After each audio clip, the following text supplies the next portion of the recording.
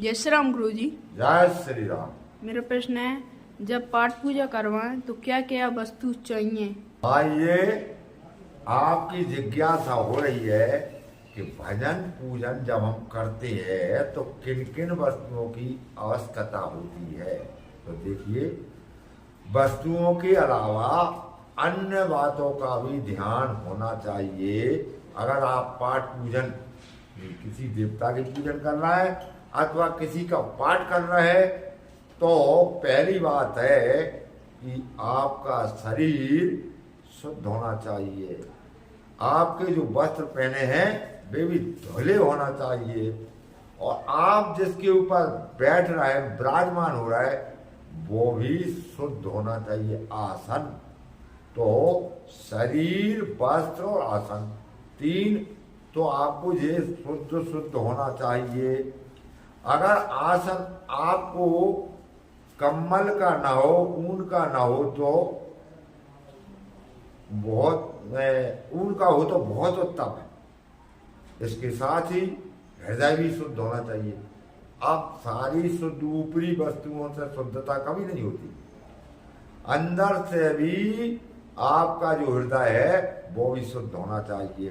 अब उससे तो कछु की जरूरत नहीं है ना, जल फल की बात क्या जरूरत है। हृदय की शुद्धता तो आपके अंदर जो बुराई है, काम करो, लोभ मोह, अहंकार आदि जो बुराई है, राग द्वेष, उसको नहीं आने देना चाहिए।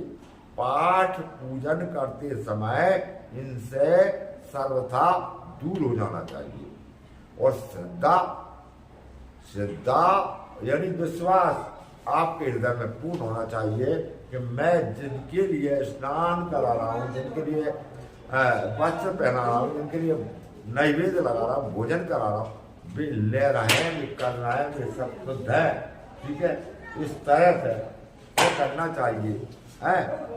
और मन में किसी के प्रति गलत भावना भी नहीं होना चाहिए, दूसरों की निंदा भी नहीं करना चाहिए।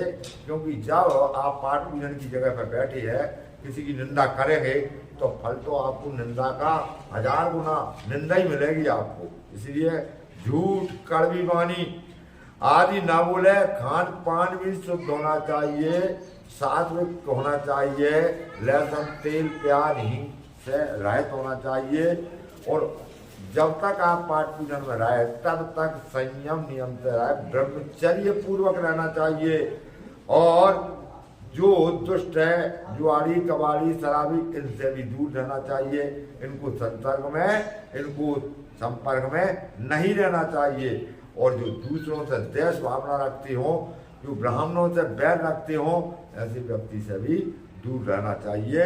इस तरह से विधि पूर्वक किसी देवता की आपने पूजन करना है, दुर्गा की या ईश्वर की, भगवान की, राम की, कृष्ण की, बलदेव की, शंकर भगवान की, ब्रह्मा विष्णु महेश की, तो किसी भी पूजा में ये सारे नियम लागू रहते हैं। विधि पूर्वक पूजन करें। अगर आप सकाम कर रहे हैं तो मैं जो बता रहा हूँ वो सारी वस्तु होना चाहिए। अगर आप निष्काम भाव से कर रहे हैं तो कोई बात नहीं है, कुछ वस्तुएं ना हो तो भी कोई बात नहीं है, क्योंकि आपके हृदय में किसी प्रकार की लेने की भावना नहीं है, देने की भावना है। तो जो लेते हैं वो एक स्वार्थी है, लोभी है, लालची है, और जो देते हैं वो देवता है, वे परमेश्वर है, वो दीनबंधु है। इस तरह से आप पूजन करेंगे तो सफलतापूर्वक आपकी पूजन सफल होगी।